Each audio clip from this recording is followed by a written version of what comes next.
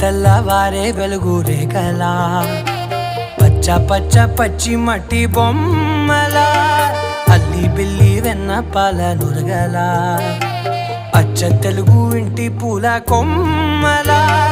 దేవదేవుడే పంపగా ఇలా దేవతే మా ఇంట అడుగే పెట్టెనంట బ్రహ్మ కళ్ళలో కాంతులే మా అమ్మలా మా కోసం మళ్ళీ లాలి పాడేనంట.